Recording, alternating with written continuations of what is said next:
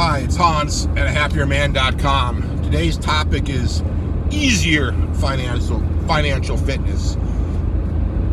Well, I've got a pretty thorough blog article on this, so I'll just go over it briefly here.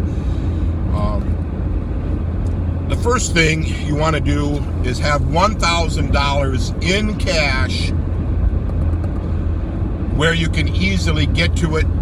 Usually this would mean in your home, hidden, well hidden, and it's got to be cash, not credit, not a savings account. Cash. You know, sometimes you can't get to your savings accounts that well for whatever reason. Cash. I like to take it one step further than that and have, in addition to the $1,000, have a $100 in my wallet. That's my baseline, and then whatever else I want to spend above that, and then have 50 to 100 hit in the vehicle, you know, in case you run out of gas, you know, so you always know you can fill up your tank with gas. That's critical to your survival, actually, even beyond financial fitness. I kind of got this idea from Black Dragon, one of my favorite bloggers. He talks about having $1,000 as your in cash as your first step. He goes beyond what all the things you should do, and everybody knows there's a lot more to do. Let's say if you're just starting, how do I get to that first step? And the first step is the $1,000 cash.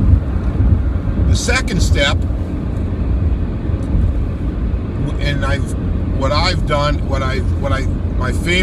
another favorite blogger of mine is Bob Wells at Cheap RV Living, and he, you know, has this living in a vehicle idea and living cheap and enjoying your life a lot more. You can learn a lot from a guy like that, and I have learned a lot. He's a very, very interesting man, very informative, has tons of great advice, all centered along this RV living. But he does touch upon finances a little bit, and he talks about $4,000 in a savings account as your minimal needs, you know, beyond what you normally make in a month. And he talks about this as a way to ensure that you'll be fine if a disaster strikes. Like he talks a lot about like older people living in a vehicle and traveling and enjoying their life and living off of Social Security or payment or a minor or a pension or savings. But then, you know, what happens if you get hurt, you have a heart problem, you have a medical problem, well, and you can't live in your vehicle. Well, he talks about the $4,000 as with that $4,000 you can probably get into a hotel and live for a week or so while you're figuring out what to do, and then while you're in the hotel you use the remaining thousands to buy a cheap camper and get it onto into a cheap RV park like in Arizona. And now you can just extrapolate the $4,000 to almost any situation, any rough situation you're in.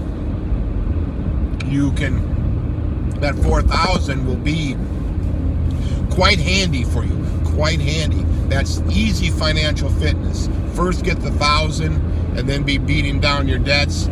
And then while you're beating those down, start adding into your savings account. Then, of course, if you have a lot more, everything will be much, much easier. But let's just talk about easy financial fitness to get you going. And that's it. Thank you.